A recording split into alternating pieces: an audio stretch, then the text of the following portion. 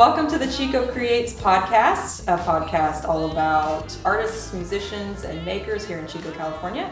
I'm your host, Kira Barsodi, and with me today is my first guest ever, Greg Shafer. Yay! Welcome, This Greg. is the hand thing. It's what's it called? Our Hands? Our hands. That's the little reference to the sculpture downtown. Oh! Yeah! Yeah, okay. Yeah. I know those hands. Uh-huh, yeah. Everyone knows those Chico. hands, I should hope. Chico hands, yeah. So, Greg Shafer was born and raised here in Butte County and has lived in San Francisco, Egypt, and India before returning to his hometown of Chico. He is a fantastic woodworker and drawist, and he has been involved with the Idea Fab Labs for how many years? Forever? 6, 7, 8, 9. Yeah. Yeah. Long time. Yeah. Coming up on a decade, I guess. Yeah. And then he's a chronic doodler. Yeah, I am a chronic doodler. It's just an illness. I haven't been in as many meetings. I doodle a lot in meetings. Yeah. But now most of my meetings are with one other person, so It's more obvious. you when can't you're really doodling. do that as much. Yeah. And there's a lot of people you can get away with it. Well, so we're going to get to the art at some point. Okay. But we have some of his art here, and this one actually I own. We have the big version of this as well. But then we also have several of Greg's doodles. Yeah. Oh, yeah, in the fridge. You have some more less camera-friendly doodles. Yes. available. Greg's an old friend. So you haven't gathered that Yeah. by now. Yeah. So tell us about yourself. Oh, Tell the listeners, Okay. tell the viewers. tell more us than I've about myself. Told us about you. My name is Greg. I'm from here. I help run a program at Chico State now. It's my day job where we take people out into nature for therapeutic purposes. That's really nice. I've been on some of those walks. They're very cool. Yep, the Chico State Ecotherapy Program. We give free, at no cost to participant, forest therapy walks out in the community pretty much every weekend. Look us up, come on a walk. They're really fun. It's free. You should do it. It's good for your brain. Yeah, It's good for your brain, good for your body, Yes, good good for for your everything. soul. Mhm. It's my job. I don't know. What else? I do a lot of weird little things, I guess. I play a lot of Dungeons and Dragons with my buds. I draw. I make a lot of stuff with Idea Fab Labs. Go to mass a lot. It's a thing that I do. I don't know. What Make else? tea. Drink a lot of Tea tea. tables. Make a lot of tea. I don't know if folks can see. I'm sure this, we'll- but Do a shot of this later that you can Yeah. maybe cut in or something. But I drink a lot of tea. Like to make things that you use while drinking tea. Like to drink a lot of tea outside. And yeah, it's what my life is like, I guess. yeah. Oh yeah, I have a mental health background, I guess. I worked as a youth counselor for the Department of Behavioral Health for like 6 years or so in Paradise and Orville. So yeah, I like to spend time with young people who are the bad kids. Yeah, it's something that I do, I guess.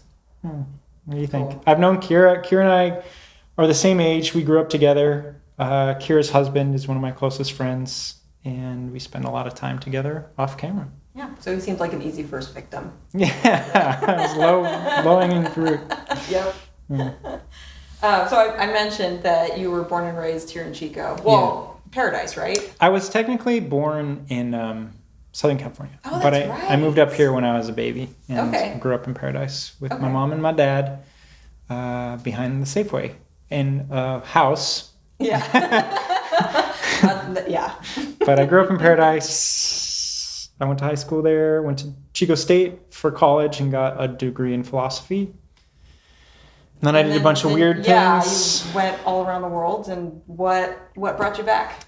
Oh, mostly Why my is Chico your mom, my hometown? dad. Yeah, my family and friends are here. I did a lot of overseas work. I did NGO work, worked in schools. I worked in an NGO that did anti-human trafficking work for a couple years in Calcutta, and I lived in San Francisco as part of a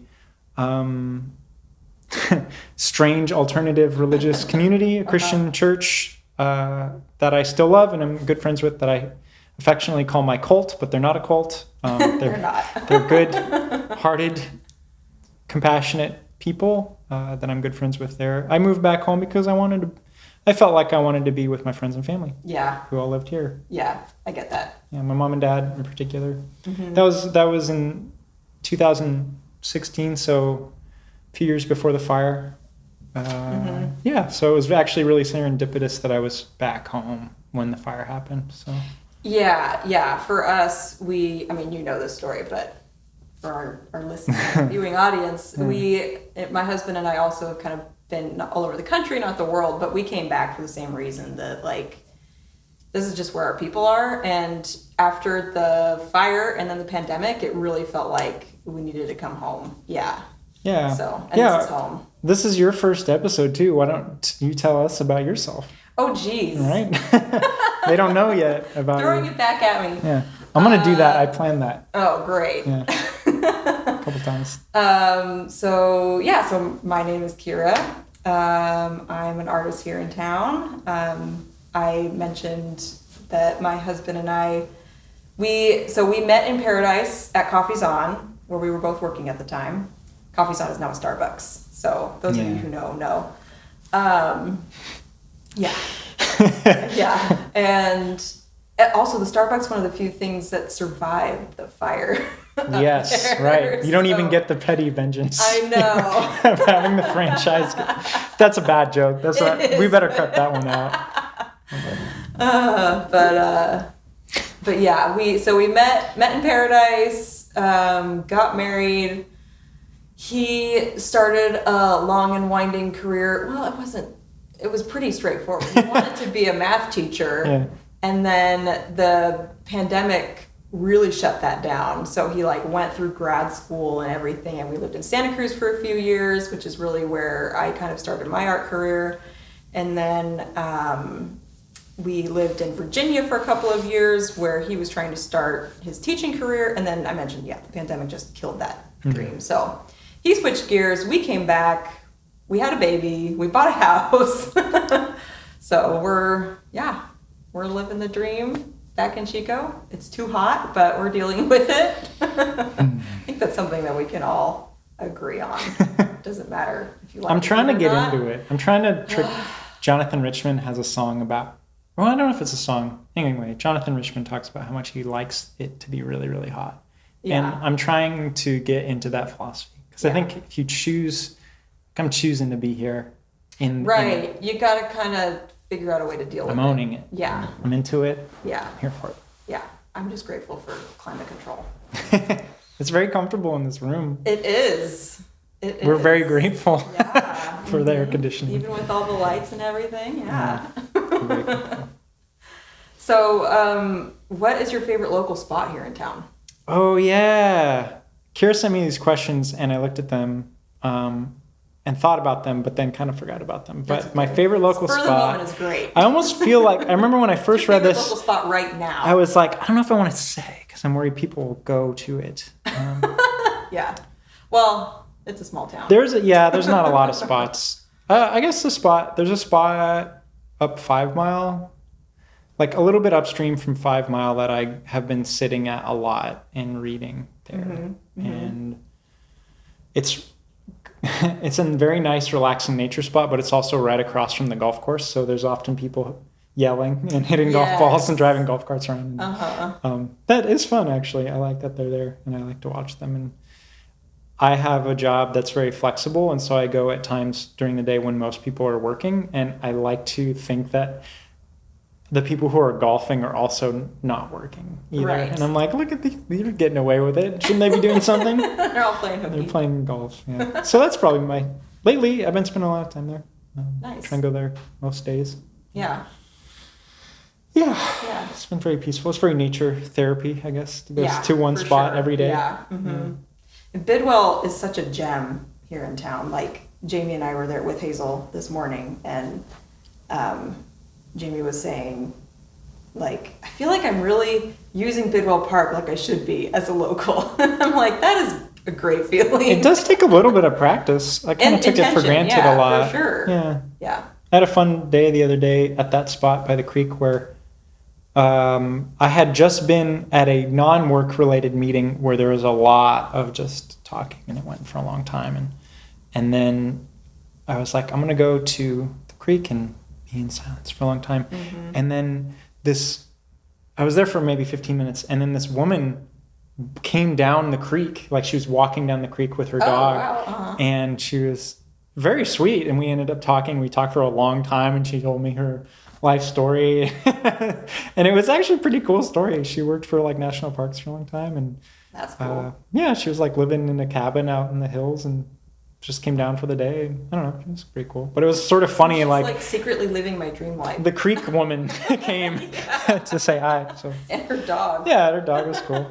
So yeah, I like that. I like being in spots lately where I'm approachable.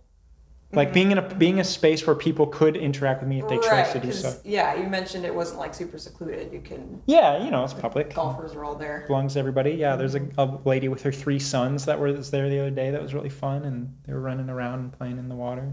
Yeah, I don't know. I feel like that's been. You'll get to this question later, but that's been a part of my art. Your process. I guess, yeah. We can. That's a perfect segue. When you like that, it's like I'm a professional podcaster. I know. Like me. Into you, the artist. All right. Are you comfortable calling yourself an artist? I don't know. Yeah, sure. I mean, I make art. I'm an artist. Yeah, I don't know. exactly. I think I probably am more of a maker than an artist, but I do art.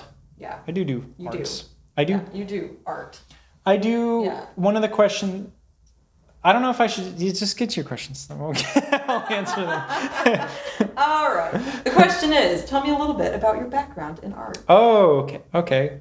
Yeah. Start us off. Mostly a doodler. But yeah, I never made it really an intention to be an artist. I just like to do art things. I like to make art. And I guess one of the art things that it was like, you're on your way to becoming an artist, is I decided at one point that it was very important for me to develop the technical skill to draw portraits and figures decently. I'm not a great portrait or figure artist, but it seemed to me that having the technical skill to reproduce a human figure convincingly was a skill that artists have that non-artists don't have. And I was seeing a lot of art that just didn't depend on having that kind of technical skill. And I was like, I want to get good at that. Yeah, did you take a class or? I took figure drawing class. Okay. I attended the Chico Art Center has a figure drawing group that I went to for a couple years pretty regularly and drew a lot of figures. And I read a couple books on portraits, did a lot of portraits that I gave to my mom. Your mom's an artist. My mom is an artist. Yeah. She's really great. She's very crafty as well. So I think I inherited a lot of crafts from her.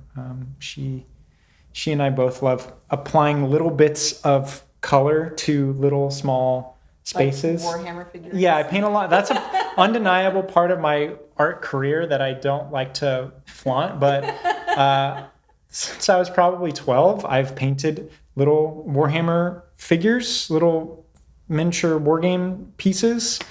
It's very, very nerdy, but I don't care. I love it, and I'm really good at it. And I've been doing it for almost 20 years. And I developed a sense of color and composition because of that. Well, and I've never actually gotten to see these things, by the way. I don't think, but maybe once or twice. I can show you if you want. Next time I come over, I would love Sure. to see them. But the way you talk about finding little tricks to create different textures and things, they seem really innovative. Like trying to cram a lot into a tiny space and then use just color basically to create different textures. Yeah, I mean, most of it I steal from people on the internet who are really good at that. I mean, but there's that steal like an artist book. Sure. We all share techniques. But I mean, there are tricks you typically do, really high contrast, high saturation, clear line work, because you're going to look at something really small from a distance. So there's tricks that I think are probably, I didn't realize this till we just now said it, but in my pieces for this show in particular, there's a lot of high saturation, high contrast, very clear line work, really illustration stuff. So I do a lot of that. Yeah. I would love to talk about these pieces. This show that you had called Working Gods. It was last fall? Yeah, last October, Yeah. I think. Yeah. Mm-hmm.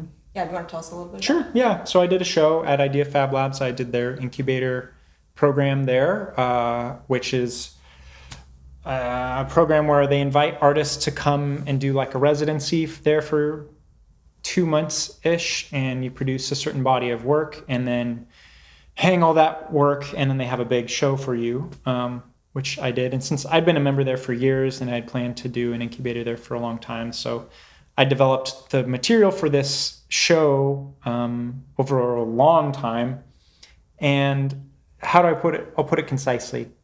The show was a fictional mythology of gods that represented a pantheon.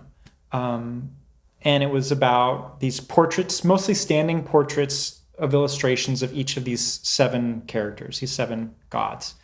And it was drawn a lot from my D&D background, my nerd heritage, which pulls itself a lot from the mythologies of the world, and my own Catholic heritage, and just my love of different world religions. And I just made up a bunch of fake gods. They're not real. They were kind of an homage to different pantheons in the world, and they all had little stories and symbols and archetypes. There was a lot of writing attached to it. Like, you created this whole pamphlet with that had like all the descriptions, and then each piece also had this big like write-up of how it fit in with all the other gods in mythology. It was really cool. Yeah, thanks, Kara. Yeah. It was obviously very cohesive because it all came together as like one. I just totally lost my train of thought. Yeah, that's okay. They were like a family. Yeah. And I think I was gonna say every series you hope is cohesive, but this one really just felt like you could read between the lines and see the story forming, Yeah, and some of the characters had like distinct relationships and stories about them. Like these 2 pieces that we have here, this is a father and a son. Yeah, and for our listening audience, they're both circular. They're about like a dinner plate size. And what I love about them is like there's really clean lines, great contrast, and there's like a pop of color in each one. And the one that I own, the Gatekeeper, is of this old man with like neutral gray hair and a gray robe, and then like this bright purple against a brown background, and I love that. And then what's this guy's name again? So this is Win. This is a kind of darker version of his portrait. I guess one part of the show that I think probably mattered is I did these illustrations. There are these 7 different illustrations, and then I used a tool at the Fab Labs called the CNC machine, which is basically a router attached to a computer that allowed me to engrave the pieces really small, but I also did some really big pieces. I did one that's like huge. It's like almost 10 feet tall of a hyena gal. She's there at our open mic nights on Thursday nights. So if you want to come to What is Art is the name of the open mic night. And the hyena goddess sits on stage and observes and judges all of the participants. That's awesome. Yeah, I feel really good that that's where she landed. But yeah, so this is Win, and he's kind of a salvific messianic kind of character. His whole thing is that he has this knot that he spends eternity trying to untie, and he's this boy. The story, he actually is I was inspired from him by my friend's son. I don't know if you ever met the Wintons, Jason and Julissa Winton. I used to live with them. Yeah. Mm-hmm. So one time I saw their son, Santiago, sitting on the floor reading a book. And Santiago he still does. Now he's like almost 18 and he's an incredible musician, but he had this ability to focus for hours. And he drew these little comics and he practiced piano. And he had this insane degree of focus that I was really touched by and kind of envious of for this little boy. And he could bring that degree of focus to meaningful work for hours on end. And I was really impressed by that. And out of that came this character who he represents all of the horror of life and all the terrible conflicts in the world and just the bitter, fallen, painful nature of human existence.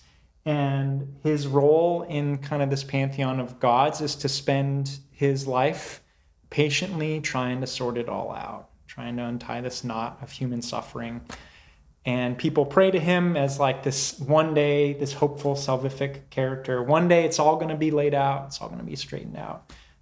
But it's sort of a fool's errand. Mm-hmm. It's kind of a hopeless thing. Like, yeah, man, this and then like never his quite sister get there. or aunt comes by and tries to his sister wrecks it all up. So she's kind of this he has a sister character who's like this chaotic goddess character who, you know, kind of like Pandora, I guess. She had this, you know, good intentions that created this horrible mess unintentionally. And yeah, I love all these characters because they all have good intentions, really, and they serve a purpose, you know, that is good for humanity. And that was kind of part of the show, was that sometimes we see things that look like villains or look like enemies, or they look like they're the antagonist to the story we want to tell. But they really serve an important function. Like this guy, I actually wanted to ask you, you bought the little version of this and the big version of this. Yeah, you so and the Jamie. little version lives in our son's room. And then the big one is on display like right when you walk in the front door with our big gallery wall. Yeah, so my question for you, Kira, is I wanted to know why you and Jamie decided to choose to buy those pieces. I knew you were going to ask this. Yeah. And I thought about it on the way over. So I think what probably we both were drawn to, well, I just like the colors, honestly. Sure. I like the colors. But also just the stability of him. Like he's got this stance. This is just a portrait of him, but the full-size, full-body piece, he has a really strong stance, and he has a big smile on his face. And he exudes a lot of groundedness and stability, and then he's also the creator, right? Yeah. Yeah. So as much as I like to think of myself as like a wild child artist, I crave stability like most humans. So I was like, oh yeah, we could bring that one into our home, sure. Yeah. And cool. then I love the purple and brown. The purple was totally an accident. This one just works. Oh, well, great. You know, because his main piece is like blue and red and real and primaries, and he has his whole piece is built on a triangle. Yeah. So that was the whole. I wanted him to convey the sense of stability. Yeah. And his antithesis is an inverted triangle who's supposed to convey like it could go either way, chaotic guy. But yeah, so I don't know if Jamie told you this, but I did the illustration of that when Jamie and I were traveling in Korea. Yeah, I remember that. And his kind of character design is sort of based on this story I heard about these Korean villagers who would hunt tigers that would attack their villages. Holy moly. Yeah, and so he was kind of conceived as this insane, like, hunter type of dude. But yeah, I mean, a protector. Yeah, one who his whole thing is. I wanted him to be the positive side of gatekeeping, which is kind of a dirty word. And, you know, I was going to say there's a very like strong sense of like paternalism, but that's also a dirty word these days. But all the positive associations. Yeah, I mean, it's funny because he looks so happy and like genial. Yeah. His face is actually based off of a portrait of what's the president who was a hunter who was kind of crazy? Teddy Roosevelt. Ted Roosevelt. Yeah, his portrait is based off of a portrait of Teddy Roosevelt. I can see that. He brought that kind of vibe to it. I love that. Which is problematic. Teddy Roosevelt did these horrible things started wars, and everyone has got skeletons in their closet anyway. So yeah, I mean, what's weird is like you look at the piece, you wouldn't really know he's like kind of a transgressive character. Yeah. But what I really wanted and what I aspired to is like I wanted to see this old man who actually kind of liked his life and seemed happy and seemed to be kind of sure of himself and was not bitterly condemning the young people in his life and was not desperately grasping to his hold on the world. And so, you know, he has this really aspirational energy that is also very stable. And, you know, he's got his own problems. He can't really see past his own greatness, and he doesn't make space for innovation. His whole kind of point is to stick in his feet and be really grounded with his spear and immobile, pass judgment on people. Yeah, which like he lets people in and he keeps people out. And that sucks if you're one of the people who gets kept out. You know? So anyway, he's a complicated character too. Yeah, they all are. So I thought it was funny though that you and Jamie both picked him because he's so that way, you know? Yeah, and you'd have to ask him why. I mean, I let him pick. I wanted this one because I love the purple. I just like purple. Sucker for. I know how to get around purple and teal. But I should ask him what he. I think visually, he liked that one for all the reasons. I really like his posture. His bigger piece. He's like. He has this sort of wave. He's welcoming, but it can also be like a hand exactly. keeping away. Yeah. Hands were a big part of this. There were a lot of hands in the show. Hands really mattered to me in this show, because actually I didn't even realize this till now, but the antithesis character, who's this chaos god. Oh my God, what's his name? I forgot the name of my own guy. Oh no. There's this chaos god, but he has the same hand. Oh, interesting. Which I never really noticed. That can be a welcome, but it also could be like, I'm dangerous. And then the other hand, he has a dagger. He looks really threatening. It's going to drive me nuts. Oh, Allogenes is his name. Because he was stolen he was stolen from a Gnostic chaos being who is sort of like a Prometheus, where he brings light to people, but he also is really dangerous, and the gods kind of hate. He's on the outs. Anyway, I've been nerding out on this for a long time. If you want to look at the show, I have a bunch of pictures on my Instagram, which we could put that somewhere, I suppose. Yes, we absolutely can. Okay. Yeah, we totally will. Get me talk about nerd stuff, and I'll talk for a long time. So. Perfect. So you got this whole big show done. Yeah. And so first of all, I kind of want to know because it was like a residency basically. Where you would just go. What was kind of your, like, how did you manage getting it all done, like, organizationally? What did you do to, like, get yourself in there every day? Like, did you have any kind of rituals or routines around it? Yeah, I did. And actually, rituals very interesting. I'm actually kind of proud of how I did this because it was very nerdy, and it was not very, like, Fab Labs is a great place to work because it's very conducive to artsy people, and it's very go with the flow, and but I had an Excel spreadsheet and a schedule, and I had each week I had one thing that I needed to accomplish each day, and it was planned out from day one, and I had these 7 main pieces and then a lot of these smaller pieces that were meant to go with it. I kind of had a head start because I had done the pen and paper illustrations, and then I had digitized those with a tablet pretty early on in the process. It might have even before I was in the studio every day, basically.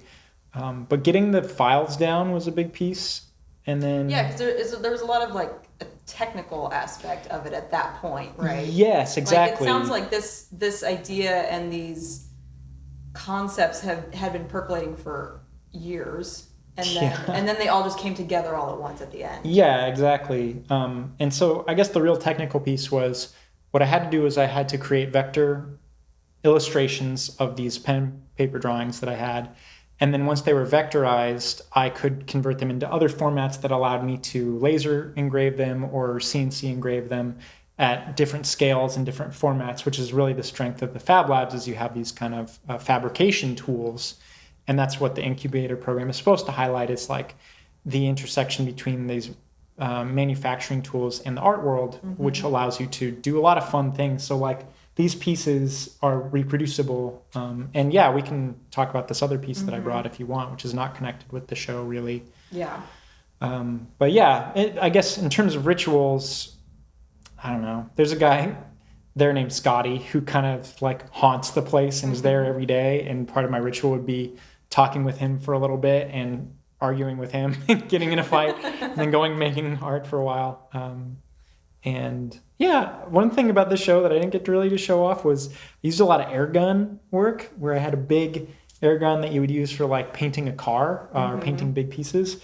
And I did it all with water-based acrylic work, so it was free to like get it everywhere and get it all over wipe it off later. Clean it. Yeah, it was really fun. I got some really great gradients through that, which was fun. Air guns, really fun. So that was kind of a new technique for this for me. Yeah. That's awesome. And I was wondering how you did apply the color, because it looks like it's different in each piece a little bit. Yeah. So the embarrassingly easy trick was like I had this MDF material, which is about 1/2 inch that I got at Hughes. I would engrave the piece with a pointed bit on the CNC machine, paint it all black, and then I would use like paint rollers and sponges to go over the piece, which would leave the black to make these very crisp line work, and then allow me to play with all these different textures. So a lot of these were like paints or were sponges. Sometimes I used brushes. A lot of times I used rollers, which was really fun. Got a lot of weird textures through that. We used a lot of glitter, which was really fun. In that guy, and it was cool because before the show, I don't really paint. I'm not much of a painter. I do some digital painting, but mostly it's just illustrations. So this was really fun to like. I mean, I guess I paint Warhammer guys a lot, which is a kind of. That's painting. true. That is painting. Yeah. It is painting. Tiny painting. Painting sculptures. Yeah. Totally. But yeah. So. That's really cool. I didn't know that. It was really fun. Yeah. And so I actually think I'll probably do more along those lines, because you could also do layers, which was cool. Like, I did a lot of where I would like engrave a big background piece so that had kind of a layer of depth in one layer, and then I would laser cut or CNC another layer on top of that. So, I have some ideas for pieces for another theme, maybe a show someday that involves. I want to push that a lot play with a lot of different layers. I guess. So, yeah, that's cool. Yeah.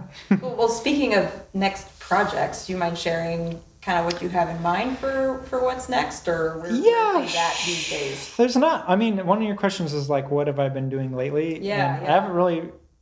I mean, I think the thing that I've been doing most in service of my art life lately has been reading.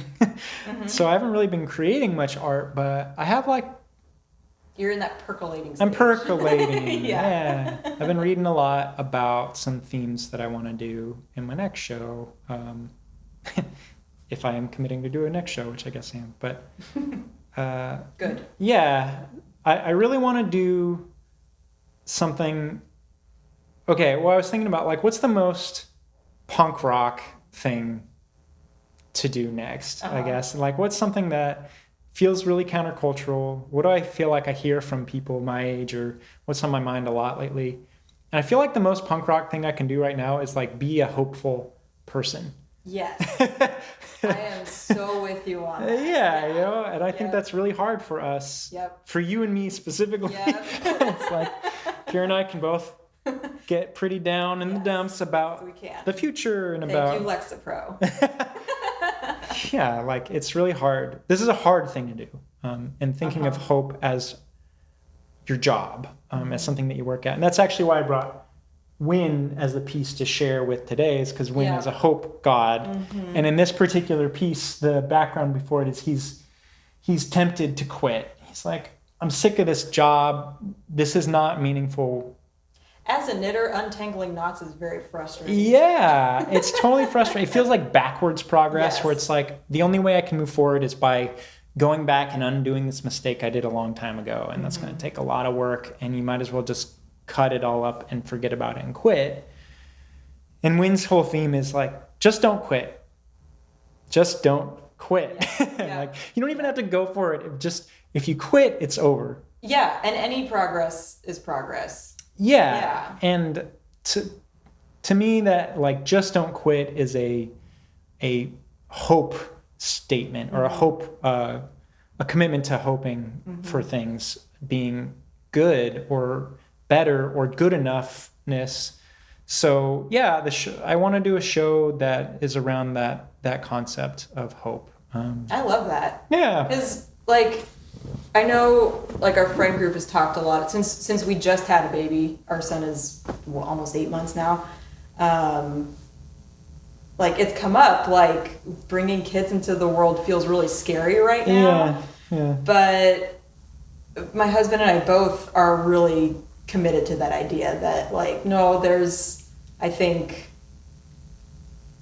hope is a huge part of why any of us is here at all. Yeah. Like, and we make our own meaning, and we make our own, like, you can let, I think in the internet age, it's really easy to get bogged down and fearful, and, like, it's just an onslaught of bad news. Yeah. And being told that we're the problem. Yeah. I think partly our generation gets told we're the problem a lot, but also just humanity gets piled on all the time. But we're also the ones that are going to change that. And in order for that to happen, we need to have hope. Yeah, totally. And actually, I'm glad you brought up Hazel, because, like, Hazel is Kira's son. And I remember you and Jamie talking about having a baby and being like, yeah, this is risky, and it's scary. And it's also, you're making a decided choice to hope that this is a good thing to do. And the world's actually a good place, and it's a good thing to invest in. It's good to put your guts on the line for. Yeah, literally. And that thought got in my heart a little bit and has been rolling around. And, like, I was talking about reading, like, I just read The Road by Cormac McCarthy, which is really, really bleak and really hard and sad, but is a book about hope, I think. Yeah. Well, I mean, if they're still kicking, there's still hope. Yeah, right. It's like you're gonna walk more today, and you're gonna suffer, and I think the phrase in my mind that I use for it is, like, is it punk rock? And I think it's easy to fake hope or to be Pollyannish and optimistic. Mm-hmm. And there's this, toxically positive, as they would say. And it's really hard to, like, on the face of it, be able to see if that's the hope you're shelling out. Yeah. I think because your audience is gonna interpret it a certain way too. Right. And as an audience member, seeing things like driving up the hill, I see a lot of signs that are like, live life with no regrets, etc. And we could get into all that, but let's not. The same phrase I find myself saying to myself all the time, and context matters, but it's so I'm interested to, and I feel like in my own work I'm dealing a lot in hope today, like, these days too. And so I'm you're really so colorful and, like, yes, very, like, exuberant and excited about life, and so I'm curious to see how your work develops in trying to, like, have hope with some meat behind it. Yeah. Rather than just, Well, I think a big part of it is, like, you got to tell the truth. Yes, and, like, look the truth in the face and don't lie. Mm-hmm. Like, don't lie to yourself. Yeah. Don't fake, like, that. I feel like you're either in this camp of, like, this Reddit cynicism, the world is awful, it's so bleak because of all these horrible things that are real and are really happening. Mm-hmm. Or you're in this other thing where you're like, if I just don't look at that stuff, I don't have to feel miserable. I can just pretend. Yeah. And that sucks. I don't want that. They both suck. It both kind of sucks. So it's like, is there a way to, like, tell the truth and look it in the face about your own failure and your own darkness and your own, like, mortality, I guess. Mm-hmm. And also still say, damn it, I like it. I'm here. Yeah. This is my thing. I'm doing it. Mm-hmm. I'm gonna paint my little Warhammer figure. I'm gonna paint my little guys. I'm gonna drink tea with my buds. And also, I feel like you got to do that if you're gonna do anything against the bad stuff. Yeah, absolutely. Yeah. Mm-hmm. Yeah. I mean, maybe this is a bigger art creation conversation is like, well, I'm gonna paint these dudes. Like, maybe it'd be better if I did something else. It's like, well, you know, you can't think that. Yeah, this is totally something that I have struggled with as a pastor's kid, feeling like art isn't meaningful enough or making enough of an impact on the world or worth my time, you know, versus ministry, you know. And that is nothing about my parents, but just the culture I come from. And I'm learning that no, art is extremely important. Art is why we are surviving. Art is why we are like, if the like cavemen were making art, it's important to still make art. Sure, yeah. You know, like there's something really human and important about having enough of your needs met that you can make art. Yeah, totally. You know? Yeah, and so, like it can be aspirational. Yeah. I don't know. It's like, yeah, this isn't really what life is like yet, but it could be someday. And it's like having that idea in your heart that's like, yeah, actually it could still be really good. There's lots of good things that could still happen. And yeah, I mean, to go back to him a little bit, like I want to know that it's possible to become an old happy person. Yes. You know, and like you don't see that on the media. Flip Out Karen subreddit, you know, where you see actually people in their worst moments and they're clearly very miserable. Bitter, yeah. And it seems like the only response we've been given is like, oh, we can just laugh at these people. It's like, you know what? You're becoming that person by making fun of everything you see all the time. It's like, no, that's not what I want my stuff to be about. So yeah, like I want to show like, no, don't give up the hope of becoming a man or woman that you respect in your old age, you know, and that can be a light to people. Well, we're all going to live past 100, so. You better get good at it, you know. Better have a laugh on the way. Exactly. Shoot. So to bring it back to Chico, back Chico, to place. Okay. How has life in Chico influenced your work? Oh, man. Yeah. I love it. I'm from here. I'm proud of that. I went to school here. How does it influence my work? I don't know. Lately, what I've been doing, my kind of routine has been I go to mass in the morning, which has been really funny because that's not a very punk rock thing to do. And it's full of like these older Catholics that are very dedicated and show up every day to read their thing and stand up and sing their song. And then they go do whatever. And then from there, I go to the Fab Labs. Most days, I don't really have a lot to do there now. I just kind of drop in to see who's there and say hi and like see what tool is broken and listen to how Scotty's frustrated about the tools being broken. But like that's very Chico, and I like that I can, I don't know. Keep a finger on the pulse over there, or like see people. Yeah. It's good that you're still dipping in there because I think that that's going to help propel you forward in this next series too. Yeah, I also left a bunch of junk there that they want me to clean out too. So, but no, that is really part of it. That's a tip. Leave junk somewhere that you want to keep going back to, so that you have to keep going back to. Yeah, you have to be there. I mean, I kind of mentioned this earlier, but like putting your body in a place is a choice you get to make. Yeah. That's been a big thing. You get to choose what you pay attention to and where you put your physical body. At least these are choices that I am free and privileged to make now. Yep. And so for me, it's been intentionally choosing to be in places where I'm going to see other people and be seen by them, because my temptation is to do the opposite. Like I could just be at home and do computer doodles all day. And that's fine. I don't think I would leave my house if I wasn't married to Jamie. There you go. So you need both, right? Yeah. Need to leave the house sometimes. Yeah, but that's been like a fun... Or podcasts. You got to show up at the podcast place and do the podcast. Somebody's got to do the podcast. If you don't do it, who's going to do the podcast?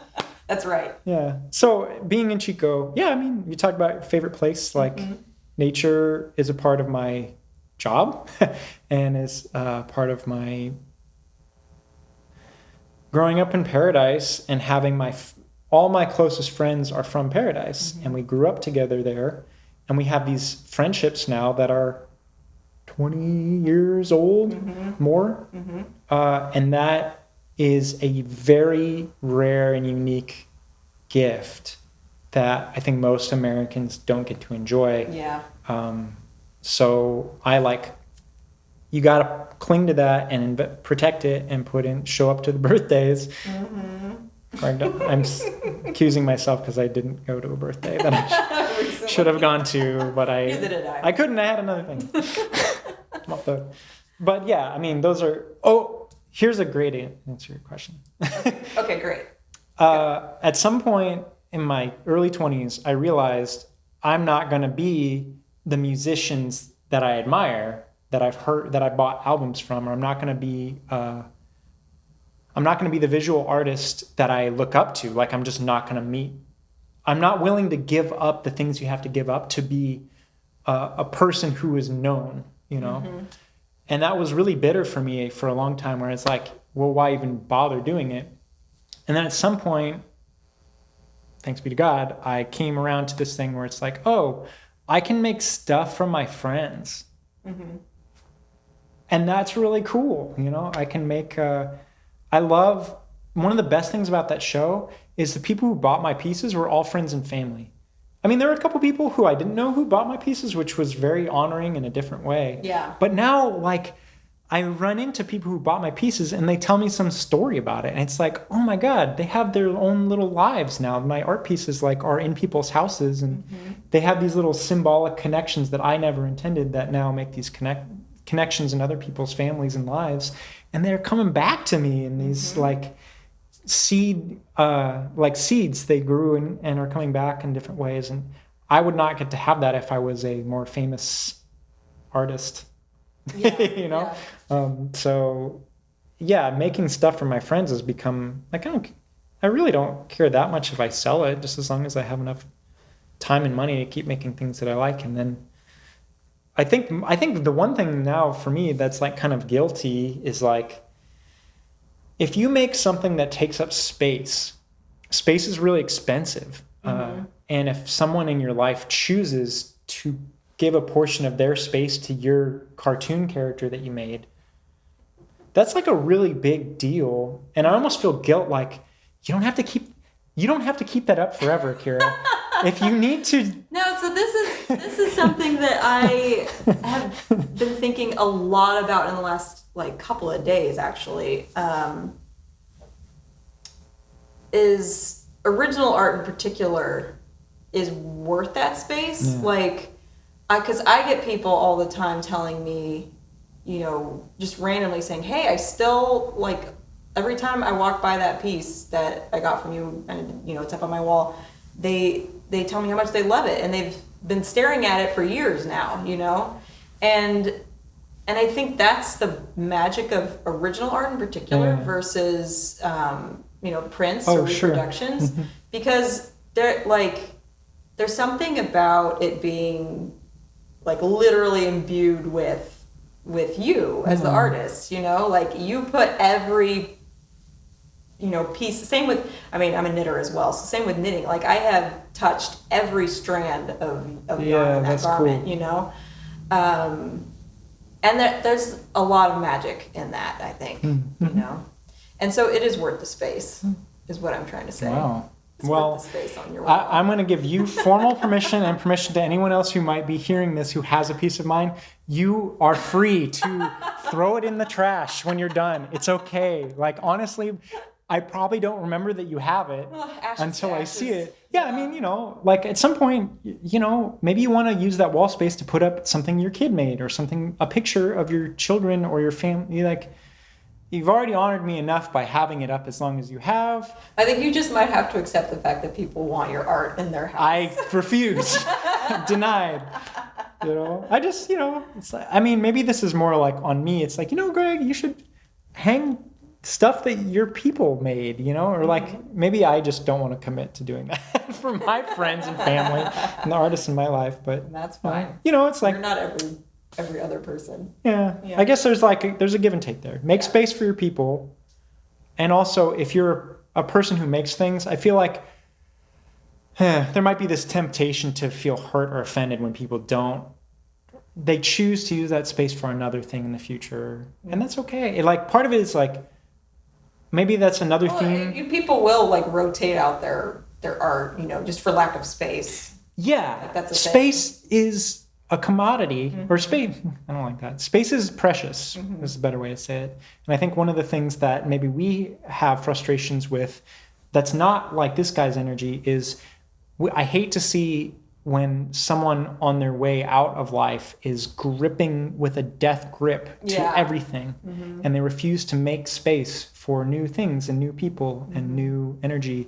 And I don't like that energy in my life when I'm like cranky at the people who aren't from here, who are moving here, like I'm refusing to make space for new life. It's like, that's not good in me. That's not good in my heart. I want to, it's okay. There's enough space. I can make space for the new things. And so I give permission to keep what's good, make space for new things too, that's all.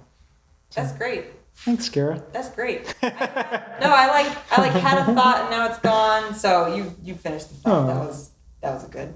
Oh, thank you, Kara. Yeah. Thank you. Thank you for being my first victim. It's such an honor to be a victim. Where can people find you? I don't know. I'm bad at this you're part. On Instagram. I have an Instagram that I do. You've got some of this work up. Yeah, on there? I post on it about once a year. It's called @Gregorio Shavorio. We'll put links. We'll write it down. Yeah. Can we do this piece? This other piece that I brought? Let's talk about this. This one I'm proud of because it was harder a little bit. Yeah. Well, you built it all, right? I built it. Yeah. It's a reproduction. Really cool. It's not a reproduction.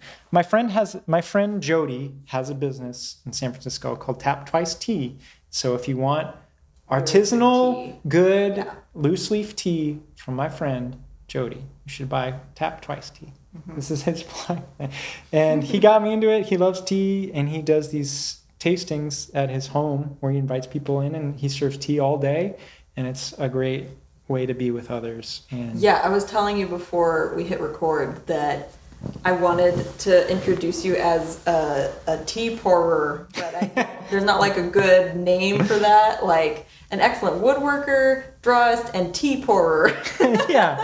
I mostly I love to drink tea. I think it's like I'm a beer with her. Like I like to be with people. Yeah. So I built this table. Is a good like food. Gives people a reason to sit around a thing and drink all day tea. And that's what this table is. Yeah, so I made this piece kind of in reference to a table that he uses, very low sitting table.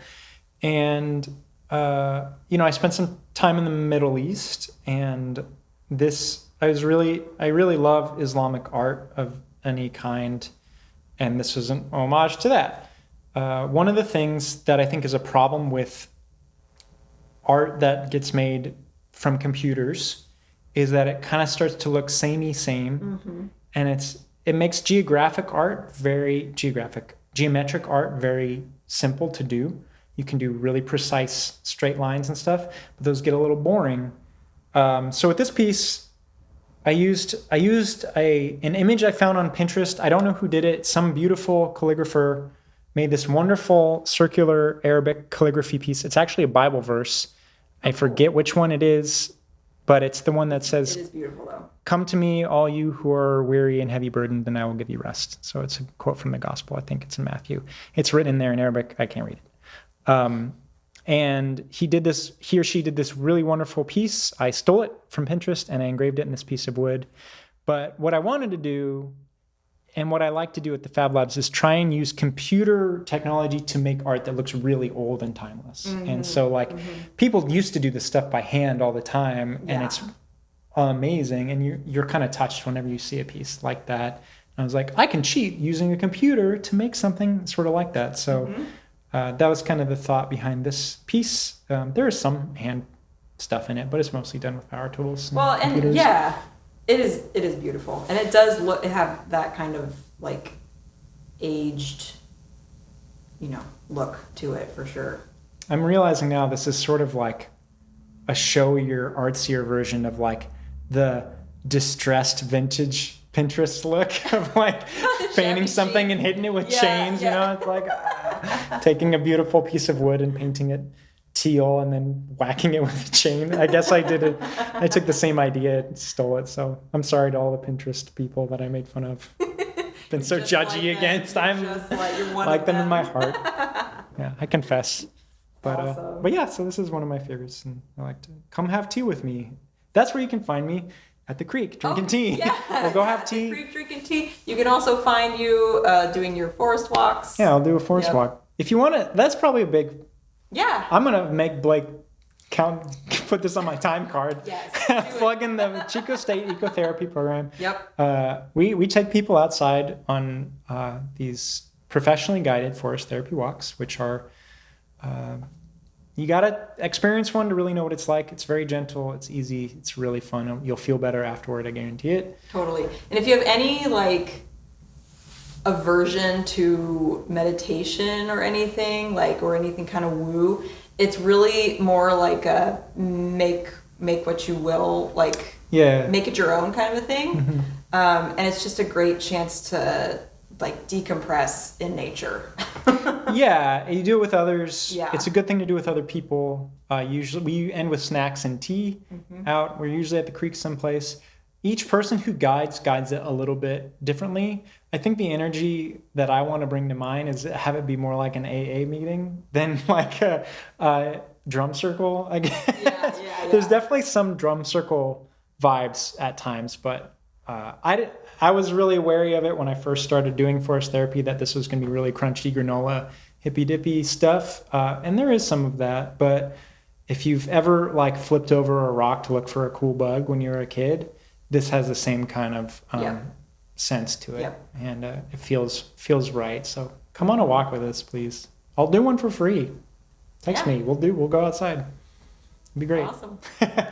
Kira, thanks for having me on your show. So what a much. nice show you've done. Yes, you did a show. Hooray! Chico hands. Chico hands. Yeah. Chico Creates. Yeah. Do you have a sign off or something? I should come up with one, but I don't currently. I think I should have something to do with these hands. Something to do with these hands. You don't have to. Thank you so much for watching and listening, and you can find us in all the places that we'll link to below, and that we're willing to be at. Yeah. We'll see you in town. Bye.